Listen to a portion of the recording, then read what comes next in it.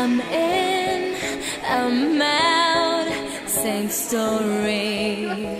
I've never seen that. No win, no way out, no glory. Gotta go, gotta move, gotta make it now. We sat down, opened up a Kickstarter to try to get the word out, see who's interested, and within the first 10 days we actually made our Kickstarter. And at the end of it we actually had we doubled our initial request and a little bit more extra. So the community has really accepted us. It's been amazing.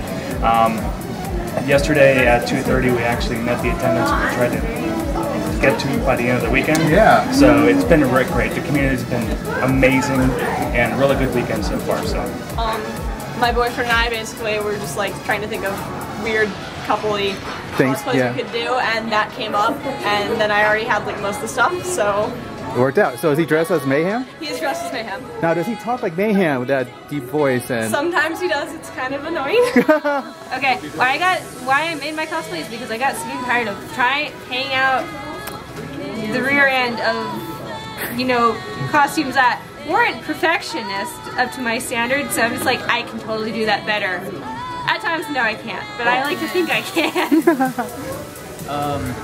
It started off as, like I said, that was my first convention, I was talking to you earlier. No idea what I was doing. I met her, you were classic claymation Jack Frost.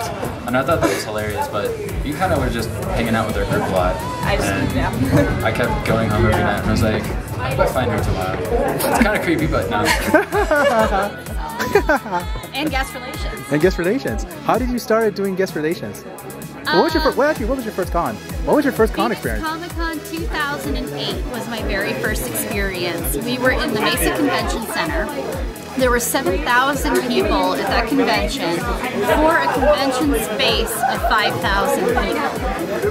And I know this because we hold jewelry shows at the Mesa Convention Center, so I know what the max capacity is already. The autograph line for Vic Mignogna was ridiculous. There was no crowd control, no nothing. It was actually so horrible that I wrote the most lengthiest email to the convention director ever. And he wrote back and said, well, if you think you can do a better job, come volunteer. And I did. Well, it's kind of funny because I used to be an anime freak and I stopped, and I used to watch Bleach, so I know, yeah.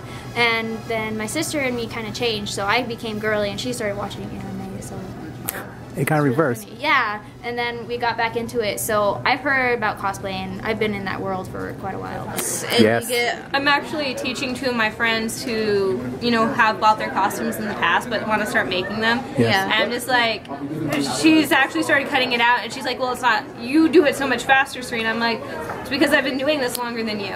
And she's like, well, it doesn't look as good as yours. I'm like, of course it's not going to look as good as yours. There's always room for improvement in a craft like this. You're never done learning. I mean, we're always going to be disappointed for like, oh, when we first started our first cosplay. I don't know what you were talking about. My soccer cosplay was bought off of eBay for $95 and it looked fabulous.